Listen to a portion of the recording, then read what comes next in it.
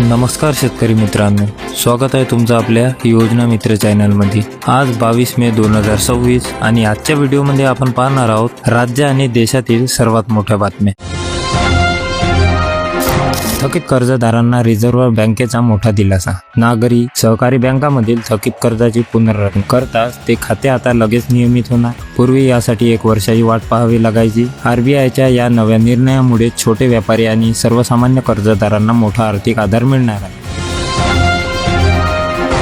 उत्पादक शेतकरी पुन्हा अडचणीत। राज्यातील साखर गाळप हंगाम संपून 3 महिने झाले तरी कारखानदारांनी एफआरपीचे तब्बल 934 कोटी रुपये थकवले आहेत। एकट्या सोलापूर जिल्ह्यात 138 कोटींची सर्वाधिक थकबाकी असून पैसे न देणाऱ्या 74 साखर कारखान्यांवर आता आरआरसी कारवाईची टांगती तलवार आहे।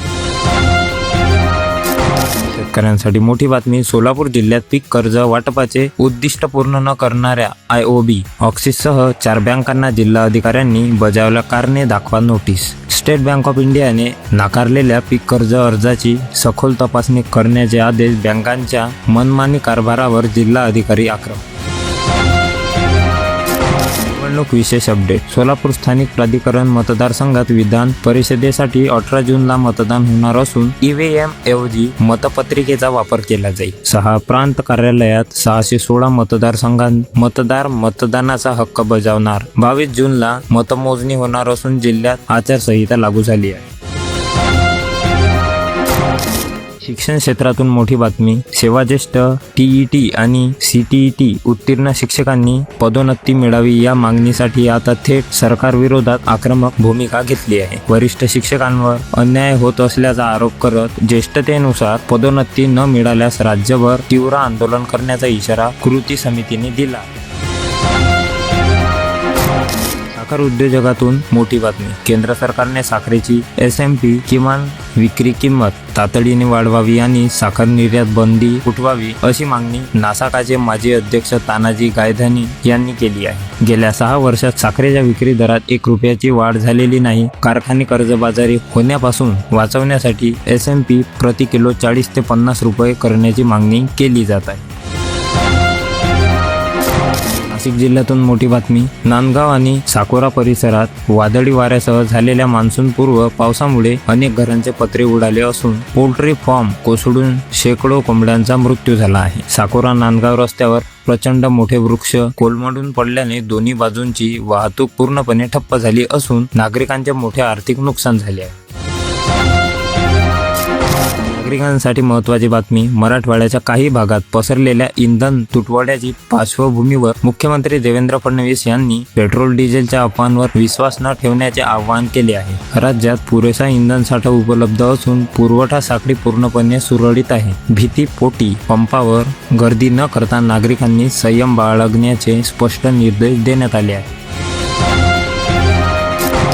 आधार कार्ड बाबत मोठी बातमी। आधारचा वापर नागरिकत्व अधिवास किंवा जन्मतारखेचा पुरावा म्हणून न करता केवळ ओळखपत्र म्हणून व्हावा यासाठी सर्वोच्च न्यायालयात जनहित याचिका दाखल करण्यात आली आहे। नवीन मतदार नोंदणीत आधारचा गैरवापर करून घुसखोर कागदपत्रे मिळवत असल्याचा आरोप आधार कायद्यानुसार हा केवळ ओळखचा पुरावा असल्याचे याचिकेत स्पष्ट केले आहे। ग्रामीण भागासाठी मोठी बातमी। सर्वोच्च न्यायालयाच्या निर्देशानंतर जळगाव जिल्हा परिषद ॲक्शन मोडमध्ये आली असून सर्व ग्रामपंचायतींना घनकचरा व्यवस्थापन नियम पाळणे आता बंधनकारक केले आहे। प्रत्येक गावात घंटागाडी ओल्या कचऱ्यापासून खत निर्मिती आणि सेग्रेगेशन शेड उभारणे सक्तीचे। कामात दिरंगाई करणाऱ्यांवर थेट कडक कारवाई होईल। ग्रामीण रोजगाराबाबत सर्वात मोठी बातमी। केंद्र सरकार 2 दशकांपासून सुरू केलेली मनरेगा योजना बंद करून तिच्या जागी 1 जुलैपासून व्हीबीजी रामाजी ही नवी महत्त्वाकांक्षी योजना लागू करत आहे। या नवीन योजनेसाठी देशातील 25 राज्यांनी निधी मंजूर केला असून जुन्या जॉब कार्ड्सऐवजी आता लाभार्थ्यांना नवीन स्मार्ट जॉब कार्ड्स दिले जाणार आहे।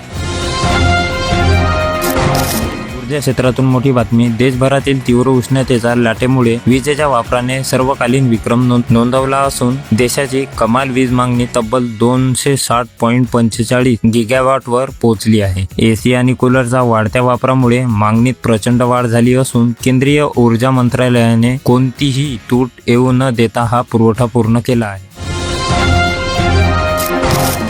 बळीराजासाठी महत्त्वाची बातमी. खरीप हंगाम जवळ आल्याने बाजारात कपासी बियाण्याच्या खरेदीसाठी शेतकऱ्यांची प्रचंड गर्दी होत असून यंदा कापसाचा पेरा वाढण्याची शक्यता आहे. मृग नक्षत्रात पाऊस सुरू होताच बियाण्यांचे दर अचानक 400 ते 500 रुपयांनी वाढण्याच्या भीतीने शेतकरी आधीच बियाणे खरेदी करून साठा करत आहे. अकोला जिल्ह्यातून मोठी बातमी. वखार महामंडळाच्या ढिसाळ नियोजनामुळे हमी भावाने खरेदी केलेल्या हरभरा ठेवण्यास शासकीय गोदामे उपलब्ध नसल्याने शेतकरी तीव्र अडचणीत सापडले आहे. माल जमा न झाल्याने शेतकऱ्यांचे पैसे महिन्याभरापासून रडकले असून गोदामाबाहेर वाहनांच्या लांबच लांब रांगा लागल्याने बळीराजाला मोठा आर्थिक मनस्ताप सहन करावा लागत आहे. चंद्रपूर जिल्ह्यातून धक्कादायक बातमी. राजुरा तालुक्यात कोळसा खाणीच्या विस्तारामुळे गावेच्या गावे ओसाड होत असून त्याचा थेट फटका ग्रामीण शिक्षण व्यवस्थेला बसला आहे. शेती जमीन संपादित झाल्याने नागरिकांचे मोठे प्रमाणावर स्थलांतरण झाले असून विद्यार्थ्यांअभावी पवनो आणि गोवरी कॉलनीतील 2 जिल्हा परिषद मराठी शाळा बंद पडल्या आहेत.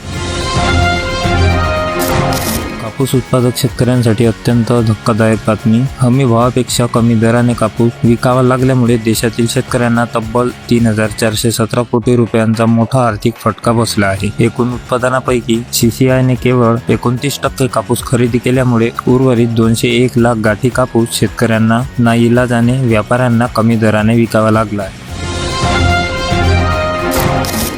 महाराष्ट्रातून सर्वात मोठी आणि चिंताजनक बातमी. खानदेश आणि मराठवाड्यात पेट्रोल डिझेलची तीव्र टंचाई निर्माण झाली असून जळगावच्या पाचोऱ्यात संतप्त शेतकऱ्यांनी थेट ट्रॅक्टर आडवे लावून रस्ता रोको आंदोलन केले आहे. जालना, नांदेड, परभणी आणि हिंगोलीत पेट्रोल पंपावर वाहनांच्या आणि कॅनच्या लांबच लांब रांगा लागल्या असून अनेक ठिकाणी गेल्या 4 दिवसांपासून पुरवठा विस्कळीत झाला आहे. हवामान विभागाचा मोठा इशारा. विदर्भातून सूर्याने आग ओकण्यास सुरुवात केली असून वर्ध्याचा पारा तब्बल 47.1 तर नागपूर 46.6 अंशावर पोहोचल्याने अकोला, अमरावती आणि वर्ध्याला रेड अलर्ट जारी केला आहे. दुसरीकडे मान्सून वेगाने पुढे सरकत असून कोकणासह मध्य महाराष्ट्रात पुढील 24 तासात विजेच्या कडकडाटासह अवकाळी पावसाची दाट शक्यता वर्तवण्यात आली आहे. प्रशासनातून मोठी बातमी. राज्य सरकारच्या भूमी अभिलेख विभागात तब्बल 30% म्हणजे 2,832 पदे रिक्त असल्याने शासकीय जमीन मोजणीचे कामे पूर्णपणे ठप्प झाली आहे. रिक्त पदांचा विळखा असतानाही खासगी आरेखक नेमून गैरप्रकार वाढण्याचा धडाका सुरू असून कोकण विभागात सर्वाधिक 259 पदे रिक्त आहेत. तर शेतकरी मित्रांनो, च्या बातम्या तुम्हाला कशा वाटल्या कमेंटमध्ये नक्की सांगा. व्हिडिओ आवडला असल्यास व्हिडिओला लाईक करा, शेअर करा आणि आपल्या योजना मित्र चॅनलला सबस्क्राईब करून बेल आयकॉन नक्की दाबा. भेटूया पुढच्या व्हिडिओमध्ये. तोपर्यंत धन्यवाद.